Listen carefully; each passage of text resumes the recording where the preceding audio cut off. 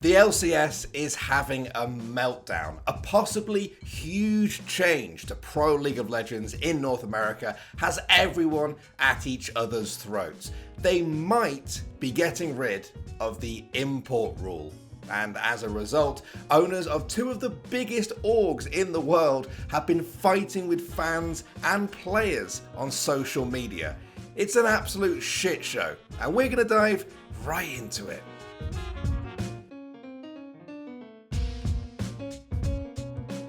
Alright, this is a big story and well done for not missing it, but if you want to make sure you also never miss a big story in the future, make sure you are subscribed if you haven't done so already. Alright, we are going to get to the owners fighting with fans and players. C9's owner accused a random Redditor of racism, while TSM's owner implied that an LCS player would be working minimum wage without the league. Trust me, we're going to get there. But to understand how we got here, we have to go back and talk about the LCS import rule and how it came to be. When the LCS was formed back in 2012, the rules for importing players from other regions was pretty simple. There were none. It was the Wild West. If a team of foreign players wanted to play in the LCS, they could. And that's exactly what an all-star Chinese team called LMQ did when they giga-stomped the LCS in 2014. They even represented NA at Worlds that year, despite being an entirely Chinese org and team. Many were worried that if this kept happening, it would squeeze out local NA talent for good. Now really quickly, if you guys don't already know, League of Legends is broken up by different regions. Traditionally, China and Korea have been really dominant on the international stage, and North America has not. They suck. Riot responded to the whole LMQ situation by introducing their interregional movement policy. Moving forward, teams would only be allowed 2 non-residents on their team, and residency could be achieved after playing in North America for 2 years. This policy would keep teams in each region as an actual representation of that region, and not just a bunch of bought talent. 2 years later, in 2016, Riot changed the rules again. They kept the 2 non-resident limit per team, but changed the time played to gain residency from 2 years to 4 years, and they have to obtain some sort of legal permanent residence, such as citizenship. That's how things are right now, but it looks like it could all change again. And by change, I mean ripping up the entire import rulebook forever, as Travis Gafford first reported in February. Some amount, I don't know if it's all of them or some of them, but some of the LCS teams are pushing Riot to remove the import restriction for the LCS. The idea being that you could import as many players as you want, so you could do the full Korean team and all that stuff back in the day. This could change everything. No import restrictions could mean no incentive to search for local talent. If a team has cash to splash, they could fill their roster with the best foreign talent money can buy. If this were to happen, you could technically get the North American Championship having 0 North American players in it.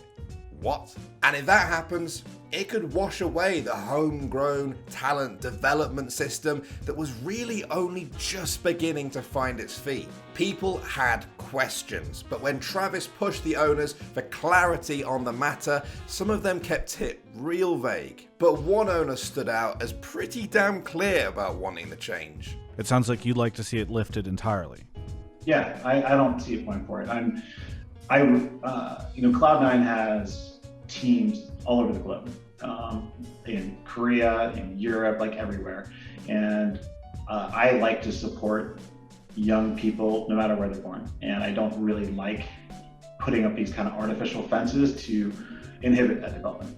That was C9 owner Jack there, showing support for the rule being lifted. Now, whether or not you agree with his answer, it was a pretty reasonable answer, right? Well, he got pretty unreasonable on Reddit recently, and this is where this whole story just takes a hard right to Crazy Town. So there was a thread on the C9 subreddit discussing all of this. A user by the name of Keymoyin25 said, "Cloud9 might be an international team, but NALCS is in North America for North American players. You are representing North America for North American fans.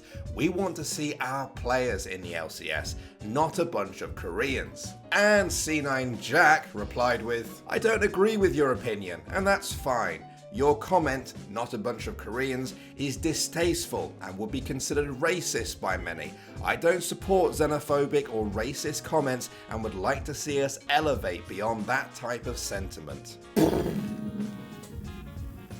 The whole thing just blew up from there. People poured into the thread as the discussion deteriorated into Jack just spatting with random Redditors, saying they were being insensitive, that they're putting quotes in his mouth, and that they need to check their sources. And if you thought TSM was going to let C9 hog the spotlight here, well, you thought wrong. TSM's owner Reginald weighed into the whole discussion with his own poorly judged social media post. C9 Vulcan suggested that if the LCS owners want a team of foreign talent, they should just buy a team in another region. Reggie replied saying, "Ignorant tweet. If every LCS team left the LCS, you'd be out of a job, buddy, and probably be paid minimum."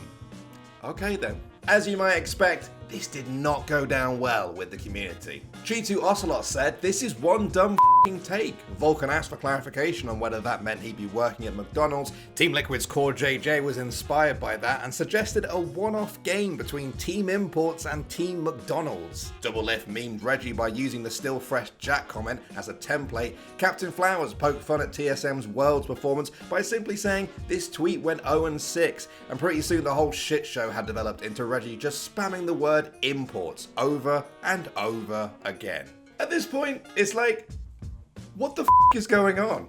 And what the is next? Well, despite enough discussions and petty arguments to fill up the league's subreddit for the past month, the answer is, we just don't know yet. This whole thing revolves around a discussion that is being had between Riot Games and the LCS owners behind closed doors. On the one hand, you've got the argument for removing the import rule. Now, whether or not you agree that that's a good idea, you should at least hear what the orgs have to say. I thought TSM's manager Path did a good job of explaining that side of things when he spoke to Travis about how North America is at a disadvantage with the current system. Ultimately, it doesn't matter how much we invest into coaching or infrastructure and facilities and performance programs if we don't have access to the same number of talent as other regions, other major regions. So we do see some sort of changes in the import rule to help us even the playing field a bit. For them, it makes business sense. If you have the money and you want to push your brand out there into the world, you're going to want to hire the best talent you can. For them, they're not just competing with the teams that are geographically close, they're competing with teams and their brands all over the world. And they feel like some of those teams have advantages based on their geographical location or server size, which makes the import rule unfair. Alright, but what about the other side? Well, for every LCS owner pushing for this, there's plenty of people pushing back. Immortal's Revenge, an NA native, said that no org owner can convince me to my face that if the import rule was removed this last off-season, I would have been given a chance in the LCS. Azael made an impassioned plea to let the amateur scene grow in the LCS, stating that it feels like the exact wrong time to remove import restrictions. Team Liquid Santorin, one of the longest standing LCS imports, tweeted out some thoughts on the matter, saying, "The reason why I do like the current import rules is the fact that you cannot just straight up take another team from another region and put the entire roster into North America and consider it an NA team. Right now, you have to compete in NA for several years before actually being considered an NA resident. At this point, you have shown that you want to play under NA and represent them, and you've probably built up a fan base in America and kind of been established into the scene. And he finished things off by saying, if ultimately it came down to it, I would prefer losing my NA residency over seeing the import rule get removed completely. So what's the answer here? Well, this isn't the first time the whole imports discussion has come up, but it certainly feels like the most intense, and that might be because an answer feels like it's just around the corner. We just have to wait to hear the outcome of these shadowy talks between Riot and the LCS owners. Will Riot cave in and revert to the open system that they themselves once said was hurting the growth of local talent? Will NA end up with another LMQ on its hands, a North American team with no North American players? Speaking of LMQ, they actually knocked out Curse to earn that final ticket to Worlds 2014. One of those Curse members was Voyboy. Now, he tweeted out a video this past week which really summed up the whole situation for me. NALCS teams have suddenly no need to even field any NA players. What's to stop another full 5-man roster from Korea or China or EU just to come in and take up an NALCS spot? And that's, in my opinion, it doesn't really feel like a North American league. And if you remember, when all these global regions and the leagues were made by Riot, they made LCS, they made LEC, EULCS, LCK, LPL, the minor and major regions. The point of all these regional leagues was to showcase the native talent. Just let me know in the comments if you agree with him, and also what the best way forward is here for the LCS. You just got your permanent status residency, right, for Canada? I did, yeah. So I'm hoping to become a player. And what was it? You're gonna be a league player now, right? Yeah. On my list of ways to become pro league player, it was I had to get permanent residency and be challenger. And becoming challenger is way easier, so I thought I'd leave that till last. I'll just become a top 10 player after this. So I'm ready now. So next week I will be in the top 10 in league. And you can expect to see me being reported on this channel. Oh, you know what I love about Riot? And they have done a lot of path clearing, I think, in esports in terms of setting standards. But they're so self-aware about that they name things the inter-regional movement policy. There's an air about it that is so sort of. But they were then referencing it as the IMP. It's like, oh come on. The IMP was locked in place in 2016. It's like, you're not the FBI. What the? You'll be. He's broken the IMP. God damn it. That was it. Like David Brent.